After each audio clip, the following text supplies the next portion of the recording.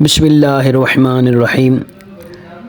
علم حاصل کرنے کے دو طریقے بیان کیے گئے ہیں، جسے عقل، نقل اور تجربے سے اور سماع سے اور حواس خمسہ سے حاصل کیا جاتا ہے۔ ظاہری طور پر اسے علم ظاہری کہتے ہیں، اور دوسرا جسے علم باطنی کہتے ہیں۔ ظاہری طریقہ تو وہی معمولی طالب علمی کا طریقہ ہے جو کسب اور ظاہر مدارس سے، اسکول و کالج سے حاصل کیا جاتا ہے اور تجربات سے حاصل کیا جاتا ہے۔ اور باطنی طریقہ ایک تو ہے مراقبہ اور دوسرا ہے تفکر۔ مراقبہ اسے کہتے ہیں کہ دل کو دوسرے خیالات سے ہٹا کر ایک ہی خیال میں جما دیا جائے اور اسی خیال کے اندر اسے ڈوبا جائے، اس میں گم کیا جائے۔ اور تفکر یہ ہے کہ نفس ان علوم کو جو کہ اپنے سے مخفی ہیں ہیلے اور آلے کے ساتھ تلاش کرے۔ ایک تیسری چیز اور ہے جسے حدث کہتے ہیں۔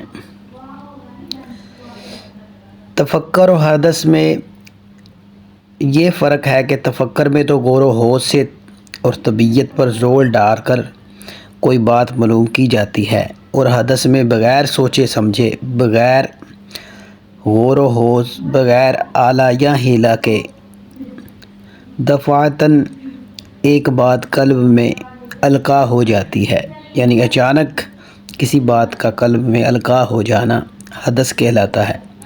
صاحب حدث یک بیک غیب کی جانب متوجہ ہو جاتا ہے اور یک بارگی علم مطلوبہ اس پر منکشف ہونے لگتا ہے، بغیر اس کے کہ عرصہ گزرے اور بغیر اس کے کہ ریاضت میں مشغول ہو۔ حدث بامقابلہ فکر کے نفوس کاملہ سے اقرب ہے، یعنی حدث فکر کے مقابلے میں نفوس کاملہ کا حصہ ہے۔ حدث سے فراست پیدا ہوتی ہے اور فکر سے قیاست۔ قیاست اس زیر کی و دانائی کو کہتے ہیں جس کا تعلق دماغ سے ہے، کیونکہ وہ فکر سے پیدا ہوتی ہے، اور فراست اللہ کا ایک نور ہے جس سے مومن دیکھتا ہے، اور یہ دل میں پیدا ہوتا ہے اور فائدہ اٹھاتا ہے۔ اور فرمایا حضور صلی اللہ علیہ وسلم نے کہ ڈرو تم مومن کی فراست سے، کیونکہ وہ اللہ کے نور سے دیکھتا ہے۔ یہی فراست ہے جو حدث سے پیدا ہوتی ہے۔ حدث ہی الہام کا زینہ ہے اور نبوت زینہ ہے وحی کا۔ جب نفس انسانی حدث کی قوت سے عالم بالا کی جانب متوجہ ہوتا ہے، یعنی عالم ملکوت کی جانب، فرشتوں کے عالم کی جانب، یا اللہ تعالیٰ کے کائنات کی تخلیقات کی جانب متوجہ ہوتا ہے اور علوم غائبیہ کے انوار اس پر چمکنا شروع ہو جاتے ہیں، تو ان علوم کا اظہار اس پر رمزاً ہوتا ہے، رمز کی صورت میں ہوتا ہے، رمز کے حجاب اور اخفا و ابہام کے پردوں کی آڑ میں ہوتا ہے،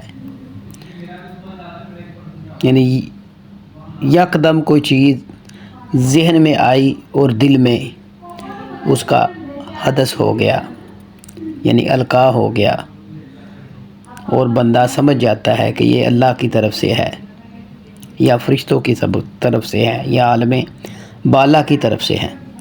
پھر اگر نفس میں اتنی قوت نہیں کہ حالت بیداری میں اس ظہور کا متحمل ہو سکے، تو یہ جلوے اسے خواب میں دکھلائے جاتے ہیں اور غیب کے اسرار عالم رویا کی صورتوں اور شکلوں میں، مثالوں میں متمثل کر کے اس پر منکشف کیے جاتے ہیں۔ عالم رویا کے ذریعے انکشاف حاصل کرنے کا مرتبہ الہام سے بھی کم تر ہے۔ الہام کا مرتبہ فرشتہ کے نازل ہونے سے، جسے وحی کہتے ہیں، کم تر ہے، اور وحی کا مرتبہ سری مکالمے سے، جسے وحی سری کہتے ہیں، کم تر ہے۔ اسرار غیب کے ظہور کی انتہا شان سری مکالمے کی شکل میں اولو العزم رسولوں کے لیے مختص ہے، وہی انبیاء میں سے رسولوں کے لیے مختص ہے۔ وہی فی المنام یعنی خواب میں وہی ہونا محض انبیاء کے لیے ہے۔ الہام کی دولت سے اولیاء اللہ نوازے جاتے ہیں۔ ان اولیاء اللہ کے نفوس ظاہرہ جب اپنے عنصری قالبوں کی قید سے رہائی پا کر آسمان مکاشفہ کی بلندیوں پر پرواز فرماتے ہیں تو اللہ تعالیٰ ان سے ان کے مقام معاد میں خطاب صریح کے ساتھ کلام فرماتا ہے، جیسا کہ رسول اللہ صلی اللہ علیہ وسلم نے فرمایا کہ ما من عبد الا، کہ ہر ایک مومن بندہ سے خداوند تعالیٰ کلام فرمائے گا، اور اس وقت خدا اور بندے کے درمیان نہ کوئی ترجمان ہوگا اور نہ کوئی واسطہ۔ القاء اور الہام میں کسب کو کسی قدر دخل ہے، مگر وحی میں کسب کو مطلقاً دخل نہیں۔ ریاضت اور مجاہدے سے یہ دولت ہاتھ نہیں آتی، جس طرح نبوت محنت اور مجاہدے سے حاصل نہیں ہوتی، وہی بھی کوشش انسانی سے حاصل نہیں ہو سکتی۔ الہام کے ذریعے صرف معانی کا انکشاف ہوتا ہے، وحی کے ذریعے معنی کا بھی انکشاف ہوتا ہے، اور کشائف تنزیلات کا بھی، اور نزول روح القدس یعنی جبرائیل کا بھی۔ اور روح القدس اور جبرائیل ایک ہی چیز کے دو نام ہیں۔ جبرائیل میں لطافت کا جب غلبہ ہوتا ہے تو روح القدس ہو جاتے ہیں، اور جب ایسی صورت اختیار کر لیتے ہیں کہ مکشوف ہو سکیں یعنی نظر آ سکے تو وہ جبریل ہو جاتے ہیں۔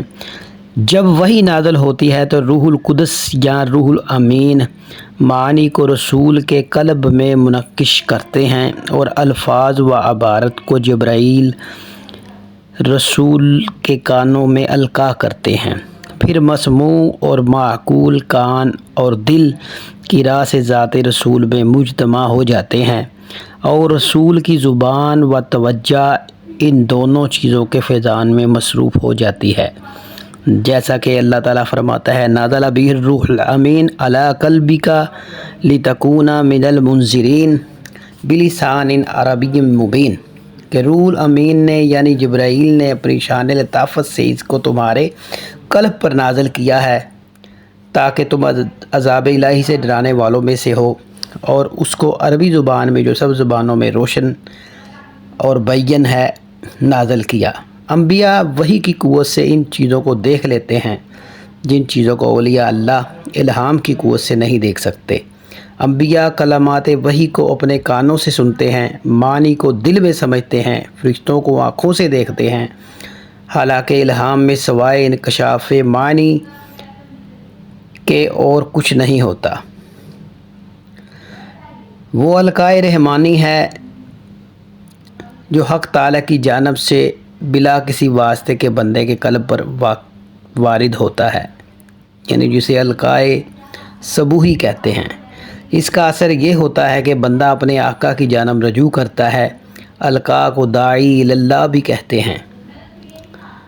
تو لہٰذا یہ تھی تعریف جو کہ علم ظاہری اور علم باطنی کے بارے میں تھی، جیسا کہ علم ظاہری کا تو آپ کو معلوم ہو گیا، اور باطنی کی دو طریقے بزرگان دین نے فرمائے ہیں، ایک مراقبہ، دوسرا تفکر، اور تیسری راہ حدث ہے،